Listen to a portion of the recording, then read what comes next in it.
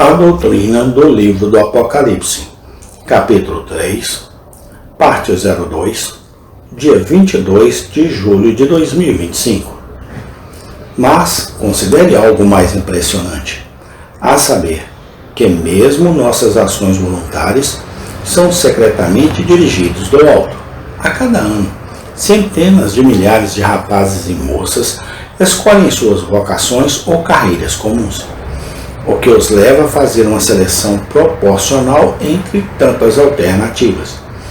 Não é nada além do acaso cego que cada geração seja suprida com médicos e dentistas suficientes, advogados e professores, mecânicos e trabalhadores braçais.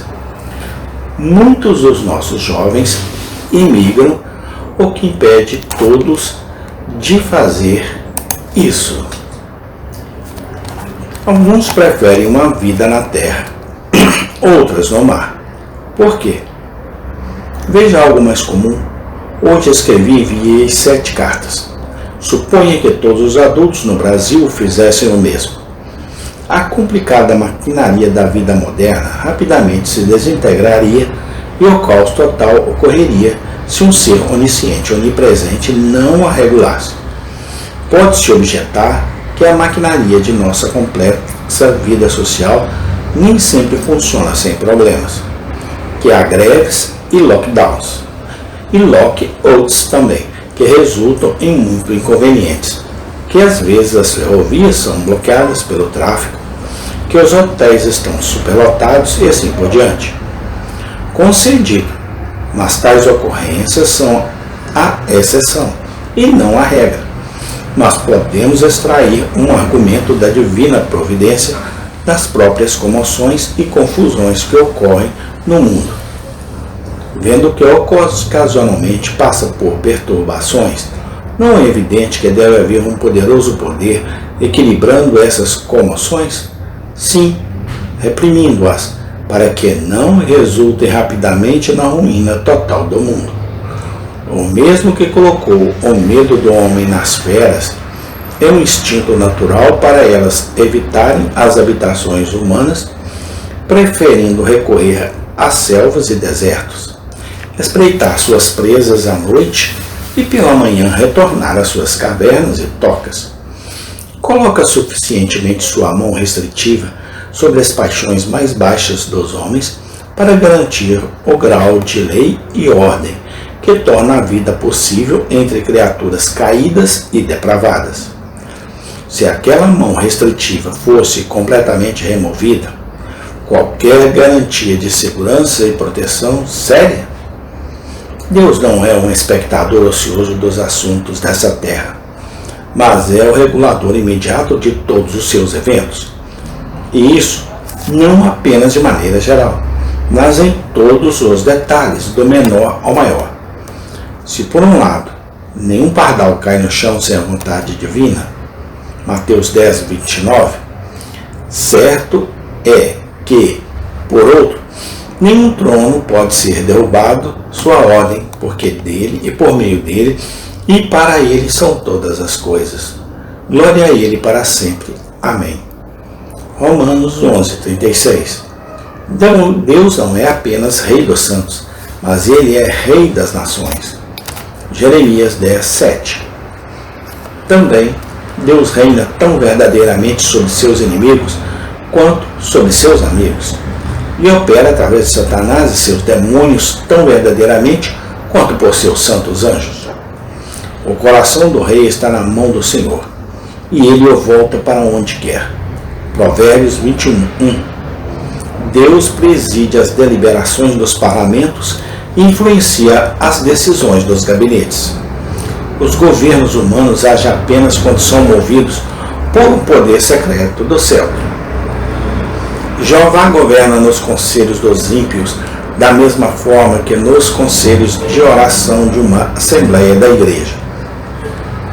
Os desígnios, decisões e ações de todos os homens são dirigidos por ele para aqueles fins que ele designou, mas isso de modo algum anula sua agência moral ou diminui sua própria culpa em pecar. O governo deste mundo é tanto uma obra de Deus quanto foi a criação dele.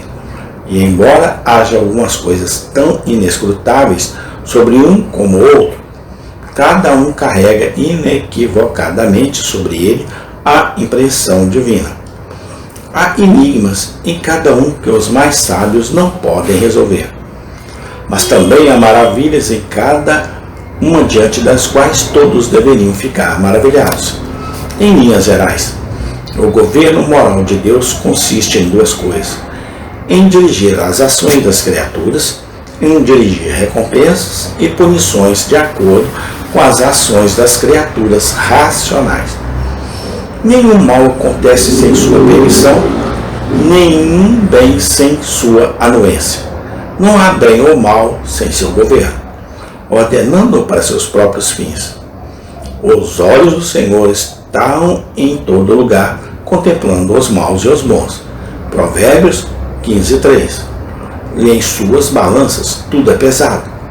As distribuições da misericórdia divina e da vingança são, até certo ponto, distribuídas nesta vida, mas mais particular e plenamente serão manifestadas no dia vindouro. Deus governa de tal maneira que sua mão não deve ser nem muito evidente, nem muito secreta. E ao adotar esse meio termo, sobra espaço para o exercício da fé.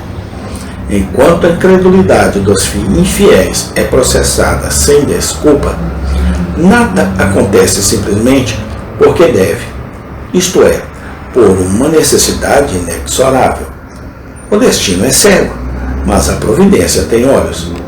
Tudo é dirigido pela sabedoria e de acordo com o desígnio. A história de cada nação é o resultado do plano e propósito divino a respeito dela.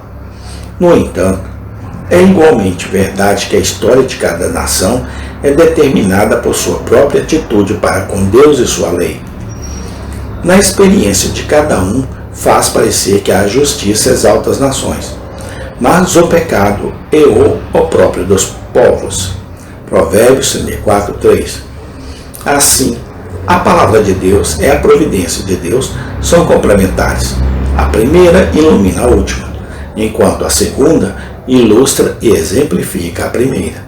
Portanto, em seu governo deste mundo, Deus exibe suas múltiplas perfeições, sua sabedoria e bondade, sua misericórdia e justiça, sua fidelidade e paciência, a ascensão, progresso e triunfo de cada nação, como também seu declínio, queda e ignomínia.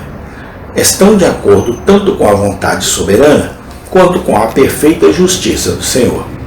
Ele governa no meio de seus inimigos. Salmo 110:2. Mas seu governo não é caprichoso nem arbitrário, mas sábio e justo. A prosperidade das nações geralmente tende ao aumento do vício, proporcionando mais oportunidades para satisfazer suas luxúrias e, em tais casos, calamidades dolorosas são necessárias para a verificação de sua maldade, ou, quando chegar ao máximo, destruí-las como os impérios egípcios e babilônicos. A história de Israel oferece o exemplo mais notável do que foi apontado acima. Enquanto eles honravam a Deus e andavam em obediência à sua lei, eles prosperavam e floresciam. Testemunhe sua história nos dias de Josué e Davi. Amém. Tem continuação. Obrigado, Deus, porque até aqui o Senhor tem nos ajudado. No nome do Senhor Jesus Cristo. Amém.